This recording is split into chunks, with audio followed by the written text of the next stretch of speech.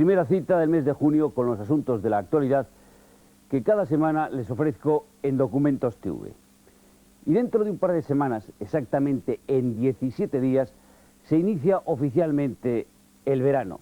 Oficialmente porque las actuales temperaturas, las lluvias y toda esa parafernalia meteorológica no ayudan precisamente a que estemos disfrutando de una hermosa primavera.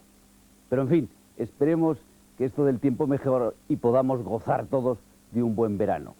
Una estación vinculada, desgraciadamente en nuestro país, a los incendios forestales. El año pasado, por ejemplo, se quemaron en España 80.000 hectáreas y 5 personas perdieron la vida en esas catástrofes. Esta noche no les voy a hablar de esos siniestros, sino en general de lo que son y representan los incendios en nuestra sociedad y los esfuerzos que se hacen no solo para combatirlos, sino para descubrir a las personas que en muchos casos son autores de los mismos, los pirómanos. Las cámaras se han desplazado a la costa oeste de los Estados Unidos, a la ciudad de Los Ángeles, para seguir la actividad de un grupo de especialistas que realiza un peculiar, peligroso y apasionante trabajo, el de investigador de incendios. El reportaje se titula La caza del pirómano y en él veremos en acción a los miembros de la ATAF, una mezcla de detectives, bomberos y psicólogos. Tengan en cuenta que 1 de cada 3 incendios registrados en Estados Unidos, incluidos los forestales, han sido provocados intencionalmente. En la caza del pirómano penetraremos en la forma de ser de estas personas que por obtener un beneficio, por venganza o simplemente por vivir emociones fuertes, provocan el fuego poniendo en peligro vidas humanas, destrozando ecosistemas y acabando con la riqueza natural.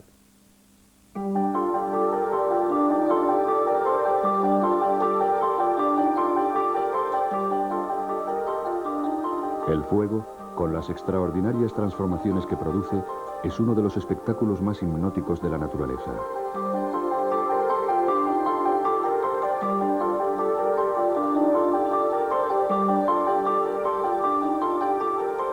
Pero solo a cierta distancia. Cada año mueren más de 5.000 personas a causa de los incendios. El valor de las propiedades destruidas alcanza la asombrosa cantidad de 11.000 millones de dólares, y esa cifra sería 10 veces mayor si se incluyesen los puestos de trabajo y los sueldos perdidos. Pero lo más inquietante de todo es que muchos de estos incendios no son accidentales.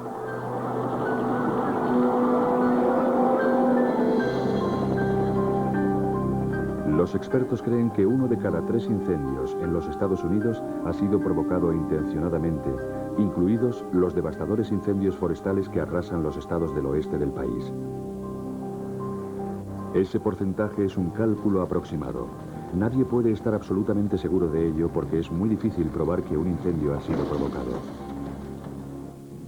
Para descubrir un incendio provocado hace falta pertenecer a una raza especial de detective, que debe ser en parte bombero y en parte policía, y debe comprender tanto la ciencia del fuego como la mentalidad del criminal. Hace poco, en California, se recurrió a esas dotes especiales para resolver un caso que resultó ser uno de los más interesantes y sorprendentes de la historia de la investigación de los incendios provocados.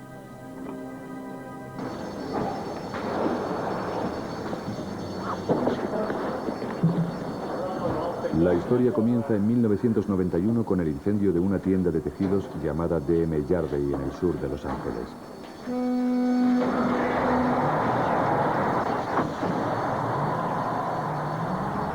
Una empleada de la tienda lo recuerda muy bien. Evelyn Díaz. Le grité a la otra chica, hay un incendio, y me puse a correr. Fui hacia la parte trasera para buscar el extintor. Lo cogí y realmente no sabía cómo usarlo. Leí las instrucciones muy deprisa y traté de apagar el fuego pensando que se apagaría pronto porque era muy pequeño. Pero siguió ardiendo y ardiendo y ardiendo. Y cuanto más líquido le echaba, más grande se hacía el fuego. Se podía ver una nube de humo que flotaba por encima de nuestras cabezas y salía hacia afuera. Unos segundos después de que saliéramos a la calle, estallaron todas las ventanas.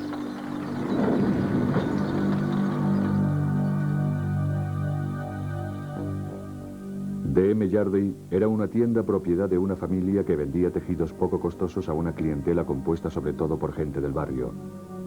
Muchos de sus empleados llevaban varios años trabajando allí.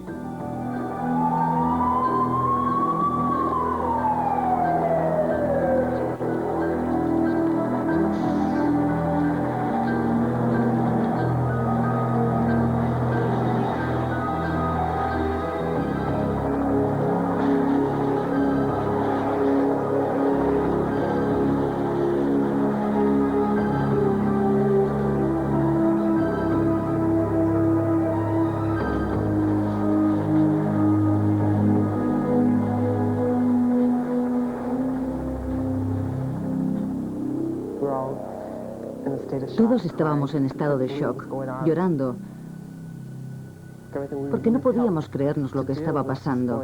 Todo lo que habíamos ayudado a construir estaba desapareciendo ante nuestros ojos y nos dábamos cuenta de que podía haber sido aún peor de lo que fue.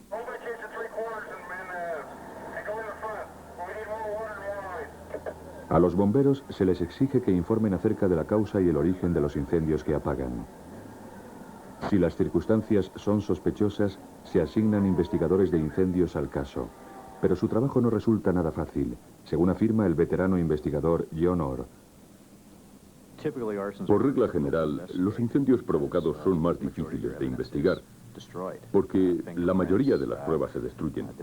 Las huellas dactilares, los mecanismos para provocar el incendio y ese tipo de cosas las destruye el fuego. O peor aún, los bomberos, cuando tratan de apagar el incendio, o cuando revisan los restos una vez que han extinguido el fuego. Otra cuestión es que a los investigadores de incendios no suelen llamarlos hasta que el fuego ha sido prácticamente dominado, y para cuando llegamos los testigos ya se han marchado, el fuego está apagado y el pirómano, por lo general, también ha desaparecido.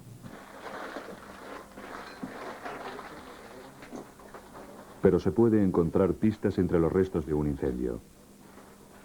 Los investigadores aprenden a reconocerlas mediante fuegos que ellos mismos provocan. Trabajan como lo haría un incendiario, creando a veces pistas falsas. Aquí están colocando unos petardos sobre un colchón de niño.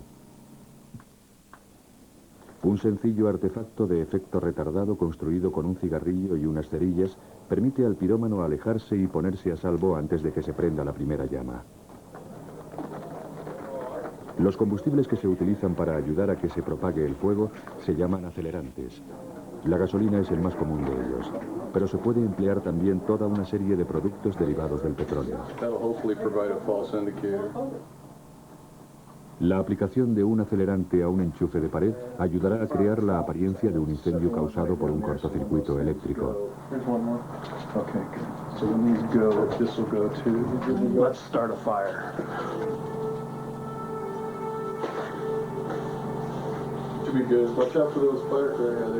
Yeah, they're down underneath, I think.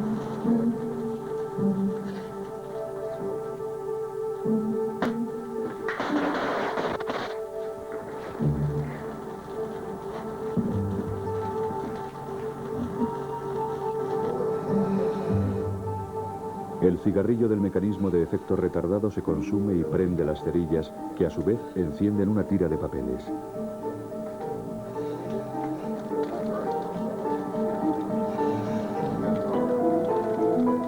El uso de los acelerantes es peligroso.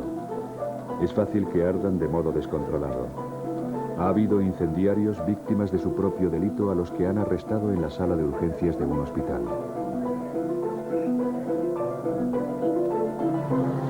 Dejarán arder el fuego solamente durante el tiempo que tardarían en llegar los bomberos. Pero es bastante raro que un fuego, incluso los que se producen de modo inesperado, lo destruya todo. Los incendios tienen una historia que contar a aquellos que saben cómo leer los restos que quedan. Esta clase la dicta un veterano investigador de incendios, Doug Allen. Bien, vamos a hacer simplemente un reconocimiento de algunas de las formas que vemos en las superficies quemadas. Empezaremos por el suelo y avanzaremos hacia esa esquina.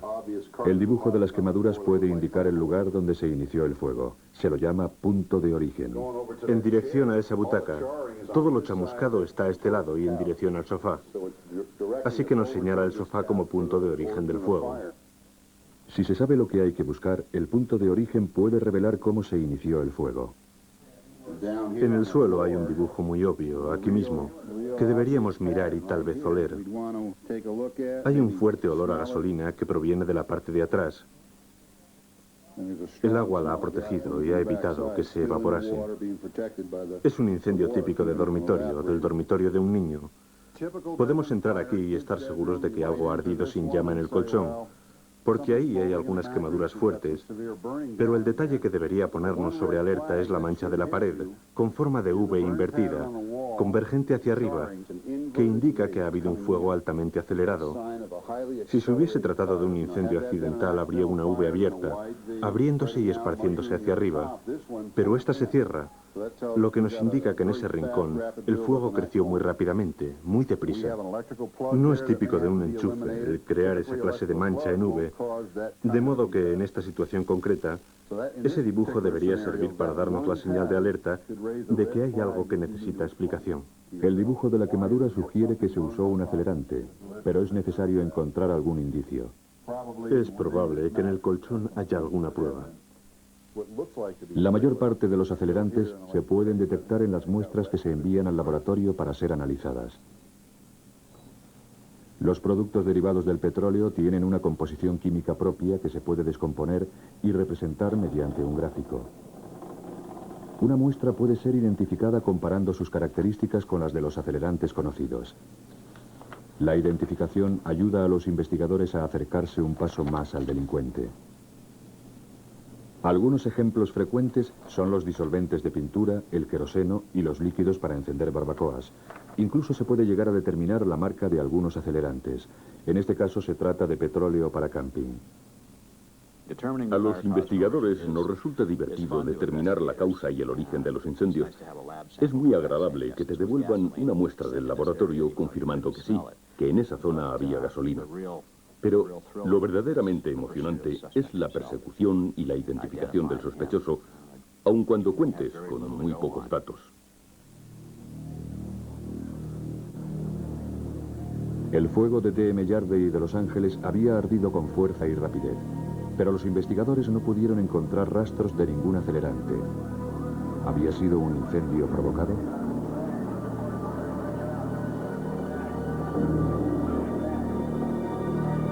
Lo que hacía que resultase sospechoso era que en el mismo día se habían declarado 2 incendios en 2 tiendas cercanas. Uno de ellos causó grandes daños a un supermercado de la calle Trifty. Allí tampoco se encontraron rastros de acelerantes. El sheriff del condado decidió ponerse en contacto con agentes especialmente entrenados de la Oficina para el Alcohol, el Tabaco y las Armas de Fuego. La ATAF es la agencia federal que más se ocupa de los incendios provocados. Mike Matassa contestó la llamada. Llegó a la conclusión de que en los 3 incendios había notables similitudes. Por el tipo de negocios de que se trataba, por lo cerca que estaban unos de otros y por el hecho de que en ninguno de los 3 hubiera testigos presenciales, el fuego surgió como salido de ninguna parte. Llegamos a pensar que se había utilizado algún mecanismo de acción retardada. Y en ese caso resultaba muy obvio que había bastantes probabilidades de que la misma persona o personas hubiesen provocado los 3 incendios. Otro de los agentes implicados en el caso fue Glenn Lucero, un curtido investigador del Cuerpo de Bomberos de Los Ángeles. Llamaron a April Carroll de la Oficina para las Armas de Fuego para que coordinase los trabajos del equipo. Las investigaciones posteriores revelaron la existencia de otros incendios parecidos en la ciudad de Los Ángeles y sus alrededores. Algunos de ellos se habían producido meses atrás. El 10 de diciembre, los almacenes Peoples, abiertos desde 1938, quedaron completamente destruidos. El 30 de diciembre, 2 tiendas muy cercanas entre sí fueron pasto de las llamas. Y el día después de Navidad, 3 tiendas de una misma calle ardieron simultáneamente. Sabíamos que nos enfrentábamos a algo muy serio. Entonces comenzamos una carrera contrarreloj, con mucho miedo a ese patrón, si es que de un patrón se trataba, que se había venido repitiendo desde bastante tiempo atrás, mientras pensábamos cuándo se declararía el próximo incendio y en los daños que podría producir. Tantos fuegos similares sugerían incendios provocados, pero en ninguno de ellos se había encontrado acelerantes. Este es el fuego de DM Jardine. Había un punto en común. Todos los incendios compartían un único punto de origen. Este es el supermercado Thrifty. El punto de origen estaría otra vez en los cojines rellenos del mobiliario de jardín. Todos los incendios se habían iniciado entre cojines y almohadones rellenos de fibra plástica. Los plásticos y las fibras plásticas modernas son derivados del petróleo, y al igual que la gasolina pueden acelerar un fuego por sí mismos.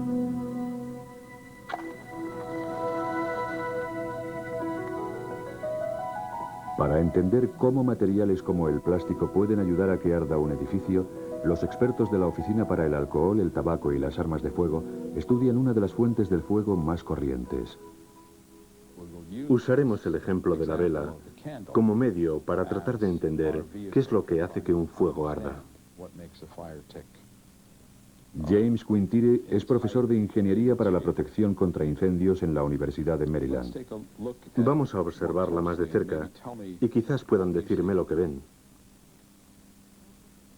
El calor de la llama está volviendo líquida la cera, que es absorbida por la mecha.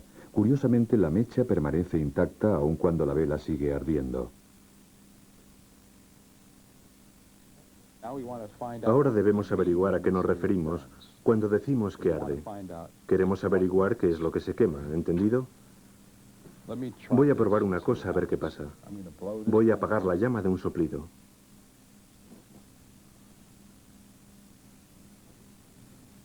¿Qué ha pasado ahora?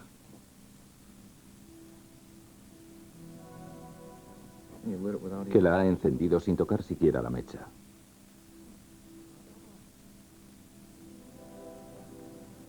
La he encendido sin tocar la mecha. Así que ese humo, ese vapor blanco, era combustible. ¿Qué pensamos que es ese vapor? El vapor es un gas compuesto por la cera líquida de la vela que se ha evaporado de la mecha. El vapor es lo que alimenta como combustible a la llama. Pero, ¿qué es lo que hace que el combustible arda? Se puede usar una pantalla metálica para diseccionar la llama. Nos revela que el combustible que se desprende de la mecha no arde inmediatamente. Primero debe mezclarse con el aire que lo rodea. Cuando la proporción es óptima, las moléculas del aire y del combustible se combinan en una reacción química que llamamos fuego. De modo que tenemos el aire y el combustible separados por esto que denominamos llama. Todos los fuegos funcionan según este principio.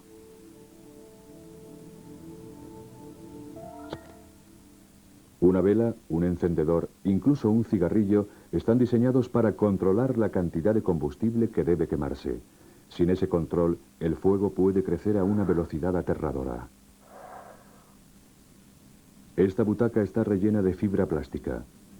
Tiene un potencial de combustión equivalente a 50.000 velas y ningún mecanismo que controle la cantidad de combustible que debe arder.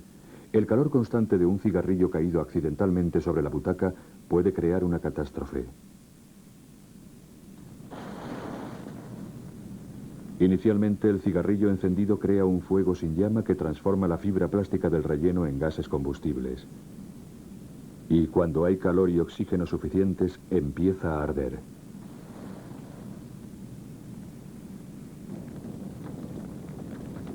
El aumento del calor produce más gases combustibles y el fuego crece rápidamente. El humo y otros productos del fuego, incluido el gas combustible no quemado, se acumulan bajo el techo. Al cabo de 3 minutos, las temperaturas en el techo alcanzan más de 500 grados centígrados, calentando todo el contenido de la habitación hasta una temperatura cercana al punto de combustión.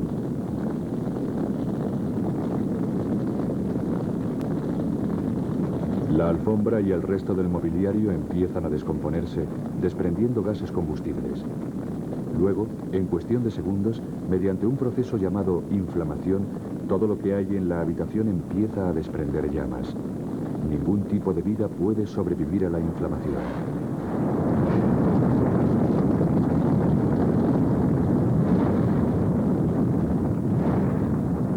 Después de que se haya consumido todo el aire de la habitación, se crea una súbita contracorriente que absorbe aire del exterior, lo consume en una gran oleada de fuego y después vuelve a aspirar más aire.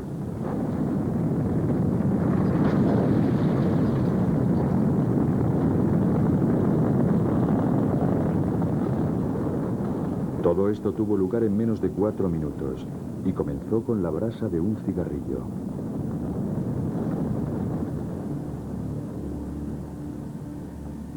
Un fuego como el de D.M. Yardley no necesita el uso de un acelerante si se sabe lo que se está haciendo. Al parecer, este pirómano lo sabía, excepto por un fallo que cometió. Aquel mismo día se extinguió rápidamente un tercer incendio en una tienda de flores. En el punto de origen se encontró una valiosa prueba: el mecanismo de efecto retardado del incendiario. Estaba construido con cerillas y un cigarrillo unidos con una goma elástica. Encontraron el mecanismo envuelto en una hoja de papel amarillo rayado. Los dos departamentos decidimos que teníamos que ampliar la investigación, que el problema era potencialmente muy grave, ya que podía tratarse de un incendiario en serie o múltiple. Así que formamos de inmediato una fuerza de combate y la ATAF puso hombres a nuestra disposición para que nos ayudaran. Unos folletos que describían los incendios fueron repartidos por el área metropolitana del Gran Los Ángeles, con la esperanza de que otros investigadores pudieran aportar pistas adicionales.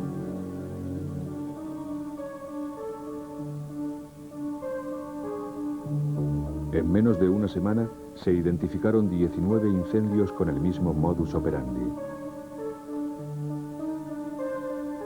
A medida que situaron sus localizaciones en el plano, fue apareciendo un patrón.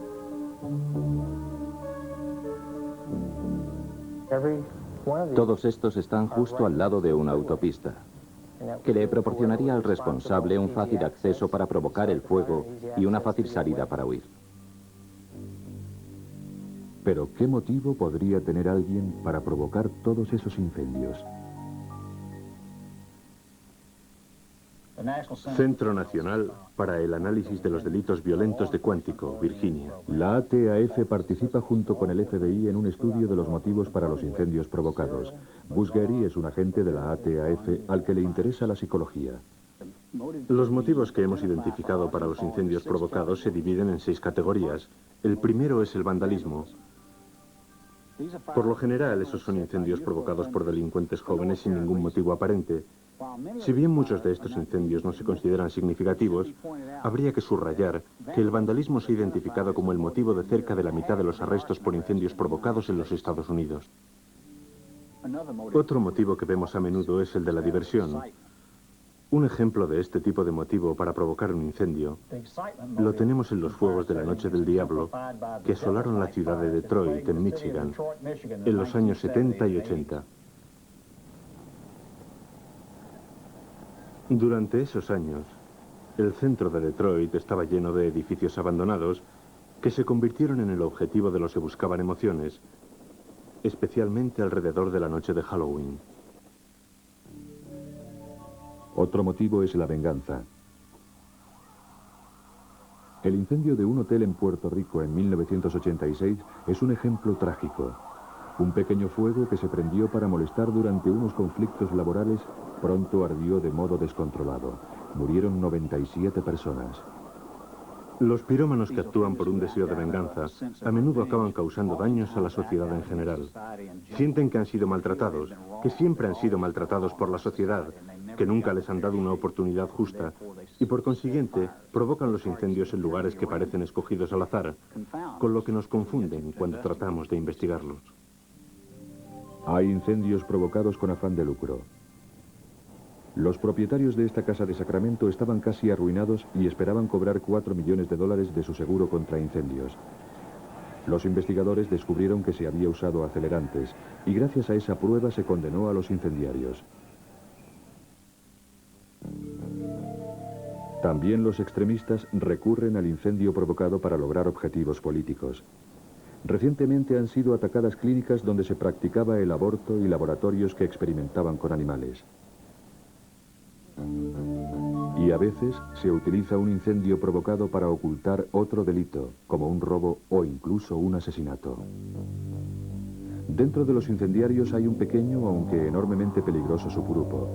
Los incendios provocados en serie suponen solo el 15% de todos los incendios provocados. Pero son algunos de los más destructivos. Varios de ellos nos confesaron que cuando empezaron a provocar incendios, les inundó una sensación de poder y que esa sensación les gustaba. El fuego les da una sensación de dominio, de control, y un pirómano nos contó que se sentaba en lo alto de una colina después de provocar los incendios, semana tras semana, observando los camiones de bomberos, el alboroto de la ciudad, que todo eso le daba una sensación de poder que jamás había sentido en su vida y que le gustaba. El FBI ha desarrollado también un perfil psicológico del incendiario múltiple que ha sido utilizado para preparar a toda una generación de investigadores de incendios. El perfil estándar del incendiario múltiple era muy similar al de los asesinos en serie. Lo típico es que se trate de seres solitarios, con dificultades para relacionarse, con historiales laborales problemáticos, que a veces tienen incapacidades físicas, problemas en la piel y son alcohólicos. A los 10 o 12 que arrestamos y con los que tuve relación, ese perfil o ese modelo les encajaba casi como anillo al dedo. Se han dado casos de bomberos que han provocado incendios. Eso ha ocurrido sobre todo en las organizaciones de voluntarios, donde los controles para la elección de los que se presentan no son demasiado férreos.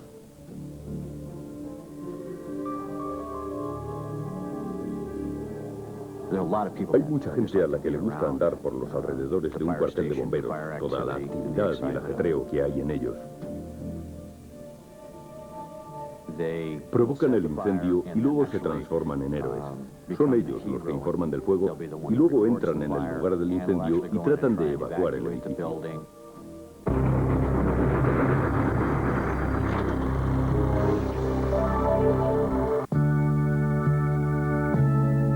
Ella le puso crema. Él enseguida dijo, te quiero, nena. Y propuso irse a comer lejos de la arena. Y estropear una bonita historia por culpa de un viejo coche es una pena. Sobre todo ahora que Citroën le ofrece 230.000 pesetas de ahorro en Citroën Saxo y 350.000 en Sara y Santia, al que puede sumar la ayuda del gobierno. Solo hasta fin de mes.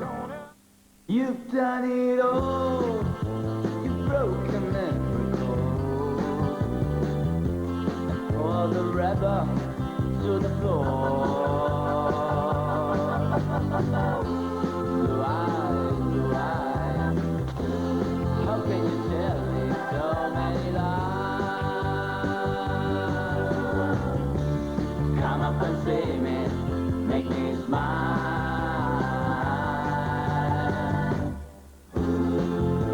El mundo no es como es como tú lo ves. Cruzcampo refresca tu mundo. Súper precisa y extra plana. Así es Slimmer de Tefal. Con sus revolucionarios microsensores nunca se equivoca para que tú nunca te equivoques. Básculas Tefal, máxima precisión. ¿Te falta Tefal? Tendrás que esforzarte.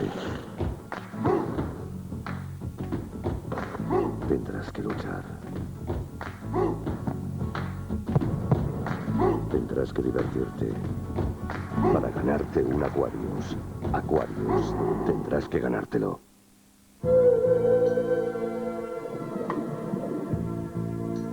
Si quieres ver lo mejor de los océanos, ven a las estaciones de servicio Repsol.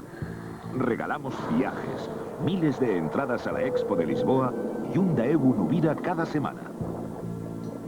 Ven a las estaciones de servicio Repsol. Prepara tu viaje con la guía Repsol Rutas de la Expo.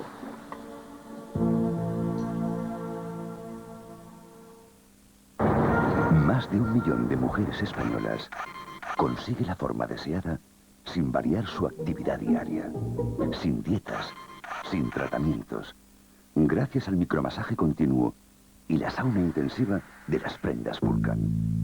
Vulcan, el calor que moldea la figura. Si te fijas, están llegando a tu casa experiencias nuevas. Más emociones, más imágenes, más sonidos y toda la diversión de la nueva era digital. Pero para disfrutarla, confía en la superior calidad de imagen y la pantalla realmente plana que tan solo la tecnología del tubo Trinitron de Sony es capaz de ofrecer. Muchas gracias. Sony FD Trinitron Vega, la nueva ventana al mundo digital. No hay guerras en el mundo. Las enfermedades han sido vencidas. Respetamos la naturaleza. Gracias al tipo de alimentación, vivimos más de 100 años. Cómo me gustaría que esto fuese ya verdad y enviar este mensaje a las estrellas. Puleva te adelanta una de las cosas buenas del futuro. Puleva Omega 3. Lo mejor de lo lácteo con lo mejor de la dieta mediterránea. Aceites vegetales y marinos ricos en oleico y omega 3. Puleva Omega 3. La ciencia del bienestar. ¿Por natural? No. ¿Por fresco? No. ¿Por qué sí? ¿Por qué te crees muy guapo? ¿Por qué me quieres? No. ¿Por deporte? Entonces, ¿por qué? Venga, dímelo, ¿por qué? Solo tú sabes por qué bebes Trina. Trina, tú mismo. ¿Por qué comprar lentes progresivas Varilux en multiópticas? Porque además de adaptarlas perfectamente, usted puede hacer esto con la factura. Pague sus lentes progresivas Varilux en 3 meses sin recargo. Solo en multiópticas. Multiópticas, más allá de la mirada. ¿Has comprado ya el 10 minutos? ¡Qué bien está Lina Morgan en bikini! ¡Es increíble! Y la nueva casa de Rocío... Los temas que dan ¿Cómo más se que lo hablar monta, los tienes en la revista 10 minutos.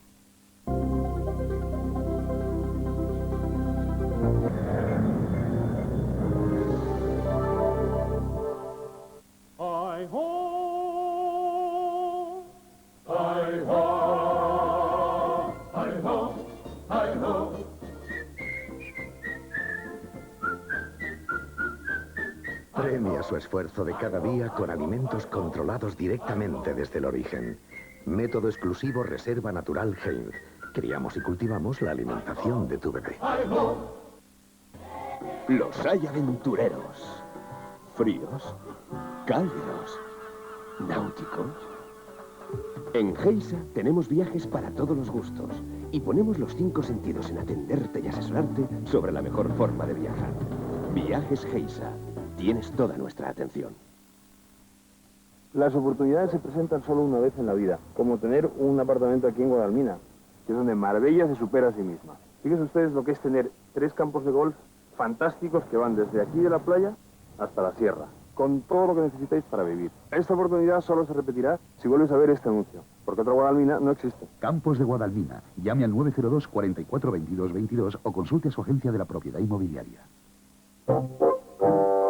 Crea Salad de Bonduel. Una fantasía de verduras naturales para darle más sabor a tu ensalada diaria. ¿Y para cenar? ¿Otra de mis ensaladas? Crea Salad de Bonduel. Verduras con todo su sabor.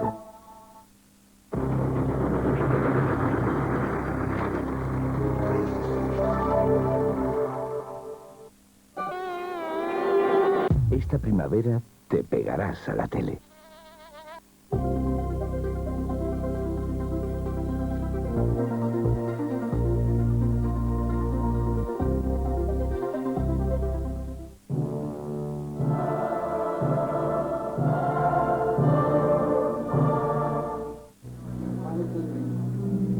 La investigación de la ATAF en Los Ángeles empezaba a dar resultados.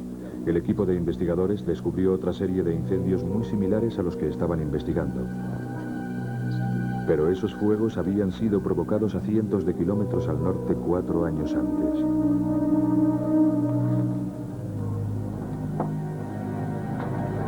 En Fresno, California, un almacén de tejidos había sido completamente destruido. Y varios días después, en Bakersfield, hubo 2 incendios más. Fueron apagados rápidamente, pero en uno de ellos, el de una ferretería, el capitán Marvin Casey encontró un mecanismo para provocar el incendio. En la ferretería Kraftmar encontré un mecanismo fabricado con un cigarrillo y cerillas. Me pareció raro que unos 45 minutos más tarde ardiera otra tienda, a la que me llamaron para que investigase. Cuando llegué allí vi que tampoco había motivo alguno para que se hubiese declarado ese incendio. No había ninguna causa accidental. El mecanismo que recuperó el capitán Casey estaba compuesto por un cigarrillo y 3 cerillas unidos con una goma elástica. Lo encontró junto con un pedazo de papel amarillo rayado que había ardido parcialmente. Los materiales fueron examinados y procesados para buscar huellas dactilares. Para que la huella latente dejada sobre un papel sea visible, hay que sumergirlo en una solución de un producto químico llamado ninhidran. Después del tratamiento, los aminoácidos del sudor de las yemas de los dedos se volverán de color púrpura. Naturalmente no siempre hay huellas, pero en los restos del mecanismo encontrado en Kraftmar había una. El problema estaba en saber a quién pertenecía. Una huella sin un sospechoso solía ser una prueba inútil. Resultaba imposible buscar su equivalente entre los millones de huellas de los archivos. Pero durante la última década, California ha sido pionera en la utilización de una base de datos computerizada de huellas digitales. Hoy día, las huellas de los delincuentes convictos se introducen de modo rutinario en el sistema. Una huella desconocida se puede comparar con toda la base de datos en cuestión de minutos. El ordenador identifica 2 rasgos que se encuentran solo en la piel estriada de las manos. Una línea con forma de Y se llama bifurcación, mientras que los puntos donde terminan las estrías se llaman finales de línea. Todo el mundo tiene estos rasgos, aunque en diferentes lugares. El ordenador registra su localización y luego busca una constelación similar. La máquina proporciona una lista de probables candidatos, pero se requiere el examen visual de un experto para realizar el estudio. Cuando me devolvieron los resultados del estudio, me dijeron que no habían encontrado una huella igual a la del papel. Así que pensé que habíamos llegado a un punto muerto. O bien el individuo nunca se había metido en líos y no tenía ficha policial, con lo que sus huellas no estarían en los archivos. Pero el capitán Casey había encontrado una interesante pauta común en los incendios de 1987. Igual que los de Los Ángeles, todos habían tenido lugar cerca de una autopista, aunque esta vez se trataba de la misma autopista. Había 3 en la zona de Fresno. Y luego habíamos apagado 2 incendios en la zona de Tulare, también a lo largo de la autopista 99, y después, en el mismo día, acudimos a 2 incendios en Bakersfield, en 2 ferreterías. Ahí se acababan los incendios, pero como se puede ver, la autopista continúa hasta Los Ángeles. Parecía que el pirómano había pasado un tiempo en Fresno y luego había viajado hacia Los Ángeles, al sur. El capitán Casey tuvo una idea perturbadora.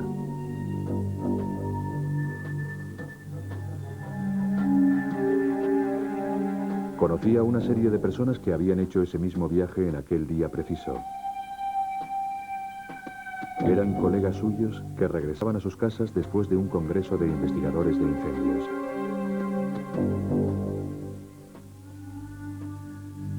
Me pregunté si podría tratarse de alguien que había asistido al congreso y tuvo que pasar por allí, que provocó los primeros incendios en plena reunión, que luego provocó los de Tulare cuando se acabó el congreso aquel día y que luego provocó los otros 2 a las 2 de la tarde aquí en Bakersfield. Era una posibilidad. Hizo una lista de todos los que habían acudido al congreso procedentes del sur de California. Pero había demasiados nombres que investigar.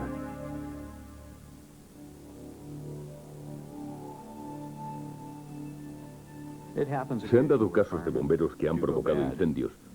Eso ha ocurrido sobre todo en las organizaciones de voluntarios, donde los controles para la elección de los que se presentan no son demasiado férreos.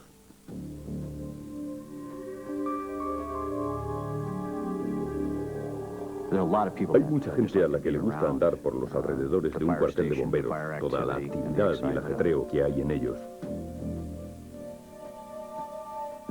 Provocan el incendio y luego se transforman en héroes. Son ellos los que informan del fuego y luego entran en el lugar del incendio y tratan de evacuar el edificio.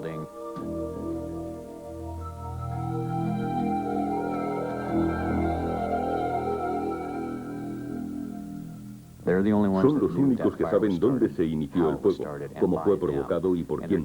Y reciben de pronto mucha atención solo por estar allí y haber experimentado todas esas cosas.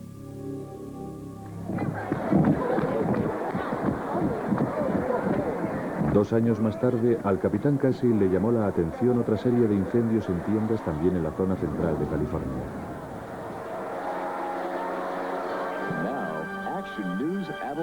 La triple alarma de incendio en el centro de San Luis Obispo ha hecho que esta noche acudan varios camiones con cerca de 4 docenas de bomberos. Un portavoz del cuerpo de bomberos ha revelado que el origen del incendio parecía sospechoso. Una vez más, se celebraba un congreso de investigadores de incendios, en esta ocasión justo al sur de San Francisco. Antes de iniciarse el congreso se produjo un incendio en los almacenes Bulworth de Salinas. El día que terminó el congreso, 8 incendios más estallaron en San Luis Obispo y sus alrededores, todos ellos en comercios minoristas, y todos en puntos cercanos a la autopista 101, la carretera principal que une San Francisco y Los Ángeles. El capitán Casey volvió a su lista. Marcó los nombres de los que habían asistido a ambos congresos y habían regresado a Los Ángeles en coche y sin compañía. Entonces me quedó una lista de solo 10 nombres. En esta lista de 10 nombres estaban los que habían asistido al Congreso del 89 y también habían asistido al del 87 en Fresno. Los cuerpos de bomberos suelen tener archivadas las huellas dactilares de sus empleados. Casey pidió las fichas con las huellas de los 10 sospechosos para compararlas con la huella latente encontrada en el Kraftmark. Pertenecían a algunos investigadores de incendios muy conocidos. Uno nunca conoce de verdad a las personas. Básicamente las personas viven 3 vidas diferentes, pienso yo. Tienen su vida social, en el trabajo, que conocen sus compañeros. Luego tienen su vida familiar, su vida privada, que solo conoce su familia. Y después todos tenemos nuestra vida secreta a la que nadie tiene acceso. Creo que a veces la gente deja que sus vidas secretas se les vayan de las manos y no pueden controlarlas. Pienso que eso es lo que ocurrió en este caso.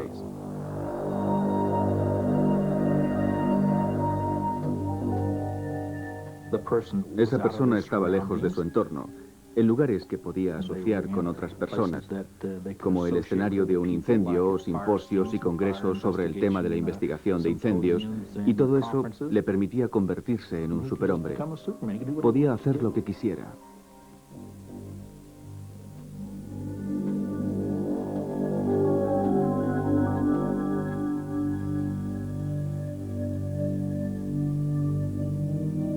A los pocos días recibió la contestación del laboratorio.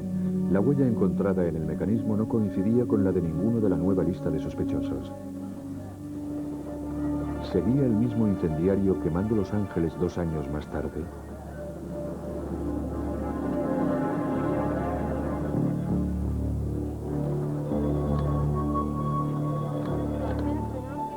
Cada día llegaban más informes al equipo investigador. Era una locura. Era algo muy grande que teníamos que tratar de reducir. Eso fue lo que hicimos durante las 2 primeras semanas.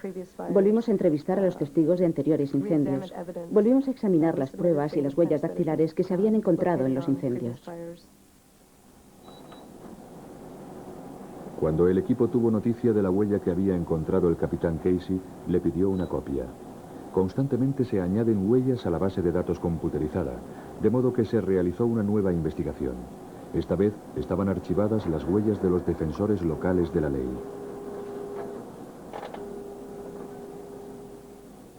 Nos notificaron que el Departamento de Huellas Dactilares del sheriff del condado había llamado a nuestra oficina para decir que habían conseguido identificar la huella del mecanismo incendiario de Bakersfield. Glenn y yo fuimos allí y hablamos con el técnico en huellas dactilares que hizo la identificación, el señor Hobbs. Él nos dijo a quién pertenecía la huella. Incluso sabía quién era ese individuo. Cuando nos dijeron que habían identificado la huella como perteneciente a un hombre llamado John Orr, toda la habitación se quedó en silencio. Estábamos asombrados. El motivo era que John Orr era un investigador de incendios muy conocido y respetado por todos del Cuerpo de Bomberos de Glendale, que es una ciudad que está pegada a Los Ángeles. Pensamos que si su huella dactilar se había encontrado en ese mecanismo incendiario, tenía que haber sido por algún otro motivo, que era imposible que él fuera responsable de la colocación y activación del artefacto. Sabíamos que se había celebrado un congreso al norte de Bakersfield, en Fresno, y que aquel día, en el camino de vuelta, él habría viajado por esa autopista.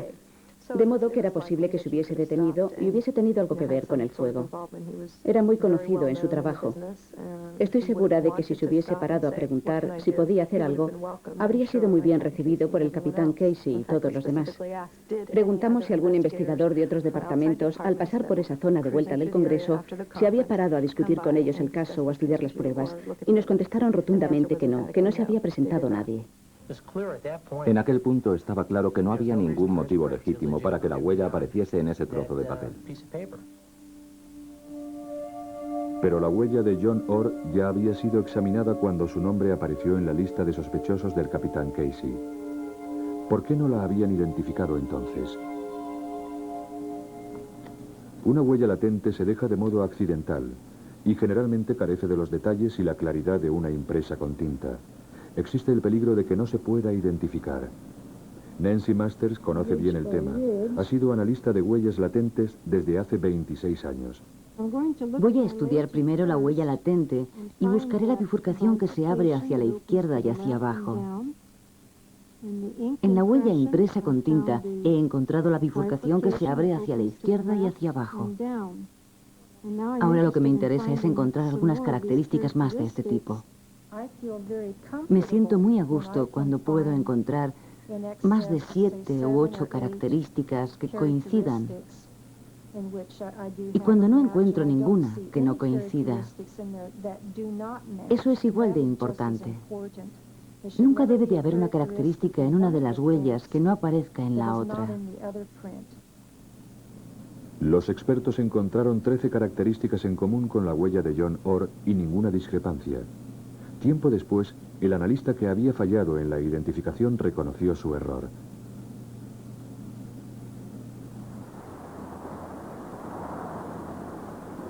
Pero, ¿quién era John Orr? Había nacido y crecido en Glendale, un suburbio de Los Ángeles. Vamos en dirección a las colinas de Glendale, que es una pequeña población muy bonita. John Orr vivió en esta calle, en una casa propiedad de su cuarta esposa. Era el más joven de 3 hermanos criados por unos padres que nunca se llevaron muy bien.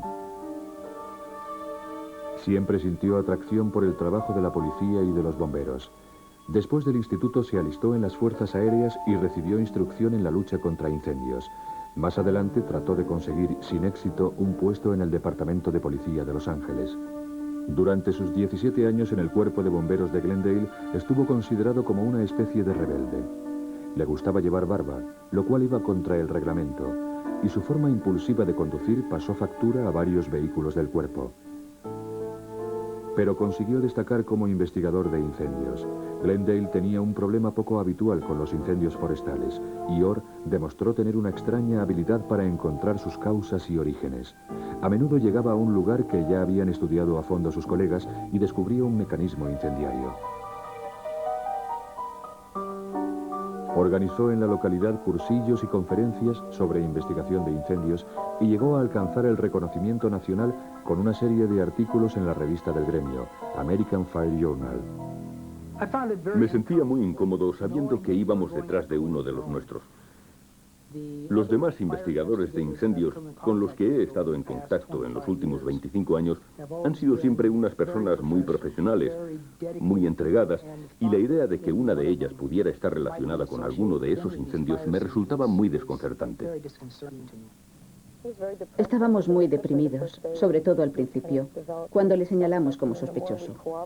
Luego, a medida que fuimos corroborando las sospechas y encontrando cada vez más y más pruebas, teníamos más ganas de detenerlo que a cualquier otro sospechoso rutinario, por la deslealtad que suponía el haberse aprovechado del respeto público y de la gente con la que había trabajado para poder cometer sus delitos.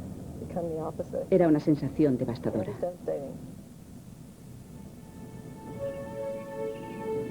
Orr era ahora el principal sospechoso de una larga lista de incendios con el mismo modus operandi, pero la huella dactilar de Bakersfield lo relacionaba solo con uno de ellos.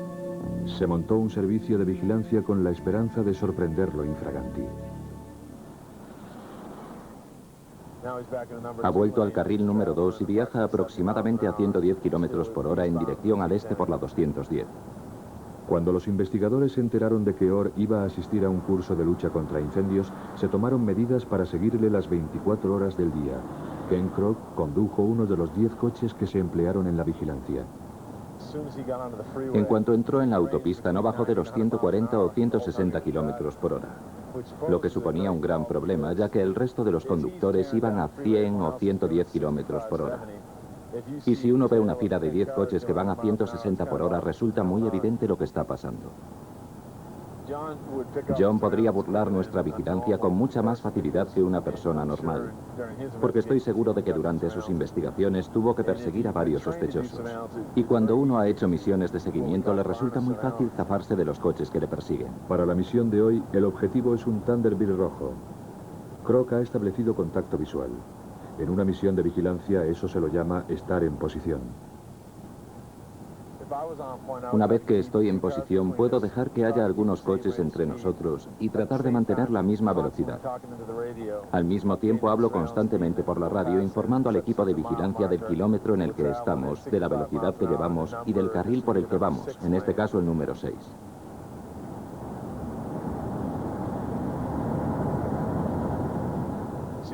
En una situación como esta, comunicarías que está frenando, que está disminuyendo la velocidad. Ha bajado a 90 por hora. En un caso así, yo lo adelantaría y dejaría que se pusiera detrás de él otro miembro del equipo. La otra unidad te dice que ya lo tiene y luego sigue contándote todo lo que pasa. Entonces yo esperaría a que pasase. Me enteraría por la radio, no tendría que preguntar. La persona que está en posición te va contando por dónde van, por qué salida. Y en cuanto pasan por la tuya, te unes a la persecución. Siguieron a Orr hasta San Luis Obispo, donde se paró en un supermercado. Se sabía que no era fumador, pero sin embargo compró 2 cajetillas de cigarrillos.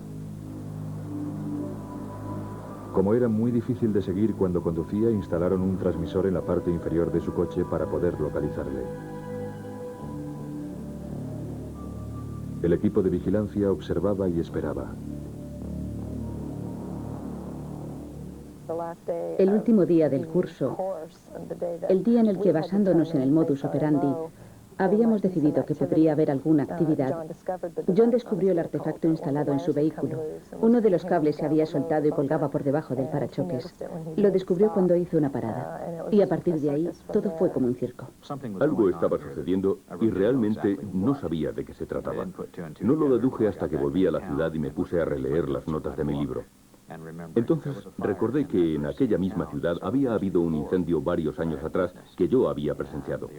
Y lo único que se me ocurrió, lo único que pude pensar fue que tal vez la policía local debía sospechar de los que habíamos asistido a aquella conferencia de Fresno que tuvo lugar en 1987 y había hecho una lista de sospechosos entre los que, alabado sea Dios, debía estar yo. Cuando encontré el artefacto ese en mi coche, me dirigí a la comisaría local y les dije, si tienen algo de qué hablar, vengan a hablarlo conmigo.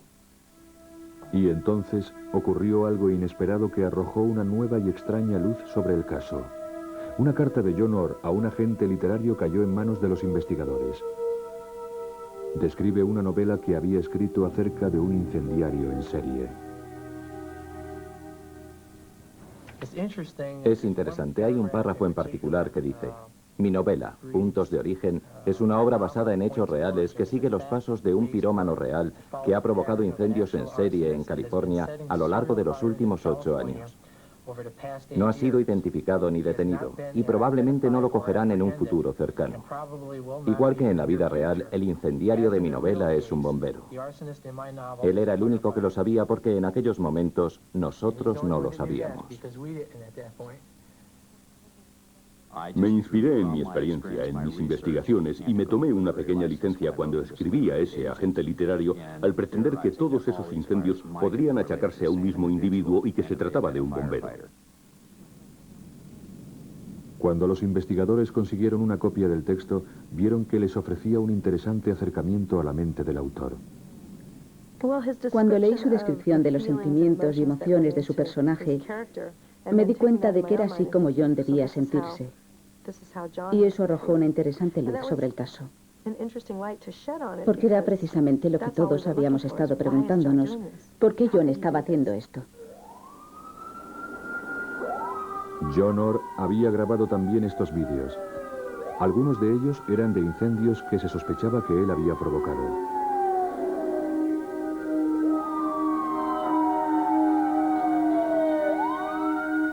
En la novela, el bombero convertido en pirómano se llamaba Aaron. Orr escribió: a veces, Aaron paseaba por la zona donde ardía su incendio, pero solo tiempo después de que hubiera sido descubierto y cuando había otras personas mirando. Era un solitario, se sentía inseguro. Sus incendios le daban la deseada atención que anhelaba. Él era, al fin y al cabo, el único que sabía cómo habían comenzado los fuegos.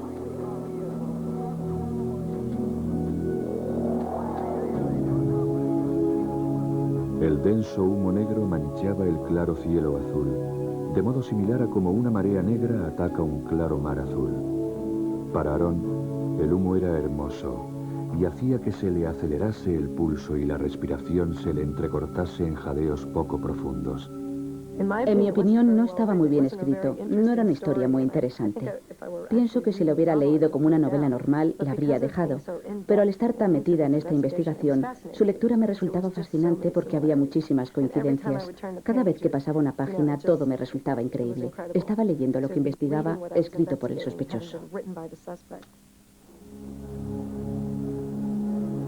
Aaron sintió un súbito impulso provocado por las llamas que crecían y quiso acercarse más. Era improbable que alguna vez lo considerasen sospechoso. Sus artefactos de acción retardada le daban entre 2 minutos y 1 hora antes de que el fuego empezase. Y cuando empezaba a arder, Aaron siempre estaba a cierta distancia de él.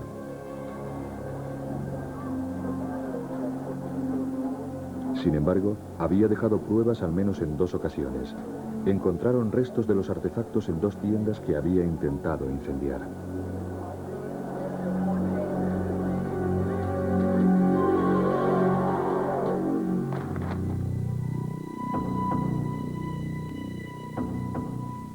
Realmente no se me ocurrió que pudiera ser algo especial. Solo pensé que parecía interesante y me puse a leerlo. Y cuando empecé me dije, caramba, qué extraño.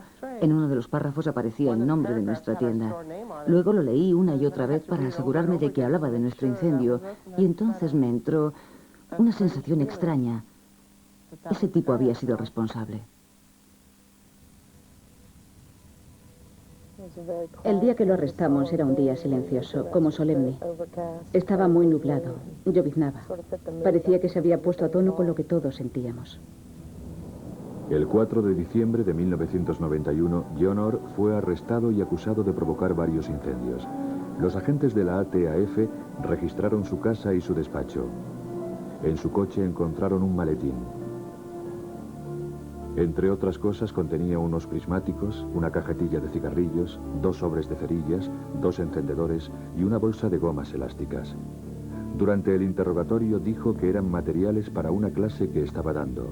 No admitió nada. Si pudiera, me gustaría ser capaz de repetir los preparativos y el interrogatorio en sí mismo. Porque creo que, en cierto modo, John quería hablar de ello. Buscaba que lo detuviéramos y estaba dispuesto a confesar o hablar del asunto. Espero que algún día hable de ello para que podamos aprender algo más. Buenos días, señor Orr. ¿Cómo está? El John Orr que vimos en los seminarios, el John Orr que conocimos cuando ayudaba a los investigadores, era realmente la fachada de una persona que por dentro estaba mucho más atormentada y tenía un lado muy oscuro. ¿Puede decirme algo de los cargos contra usted? De vez en cuando en las entrevistas con diferentes personas, amigos, compañeros de trabajo, lográbamos echar un pequeño vistazo a ese lado oscuro. Era un ser mucho más solitario de lo que yo suponía. De la gente con la que entré en contacto, muy pocos conocían al verdadero John Orr. Y creo que todo eso coincidía con nuestro perfil psicológico del incendiario múltiple. John Orr fue acusado de 8 casos de incendio provocado en Los Ángeles y 5 en la zona central de California. Sostuvo que era inocente. Declaró que la huella dactilar no era suya y que si la habían encontrado allí se debía a una conspiración mía con el gobierno federal para tratar de mejorar mi currículum. Y yo pensé, qué ridiculez, ¿para qué quiero yo mejorar mi currículum? Solo voy a trabajar para el cuerpo de bomberos de Bakersfield como investigador de incendios. ¿A qué más puedo aspirar? John Orr fue declarado culpable de 3 cargos de incendio provocado en la zona central de California y fue condenado a 30 años de cárcel. En un segundo proceso, en Los Ángeles, admitió su culpabilidad como parte de un acuerdo negociado.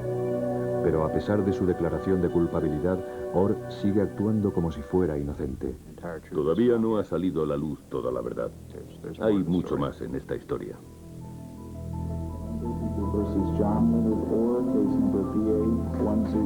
La historia no ha terminado. A principios de 1995, John Orr fue acusado de 26 nuevos cargos, incluidos 4 por asesinato, a consecuencia de las muertes que se produjeron en un incendio provocado en 1984. Orr fue acusado también de ser responsable del incendio de College Hills en 1990, que destruyó o causó daños en 64 viviendas de su propia comunidad de Glendale, California.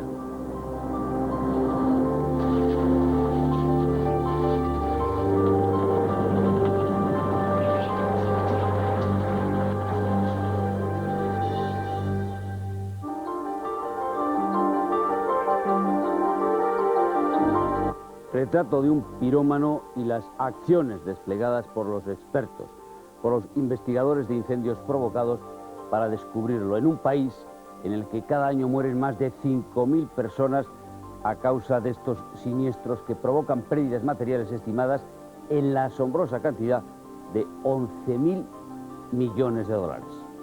Y dentro de 7 días espero que me acompañen a Roma, al Vaticano, donde hace tan solo unas semanas Juan Pablo II se convertía en el papa de más largo pontificado del siglo XX al superar el límite alcanzado por Pío XII, que gobernó la Iglesia Católica durante 7.152 días.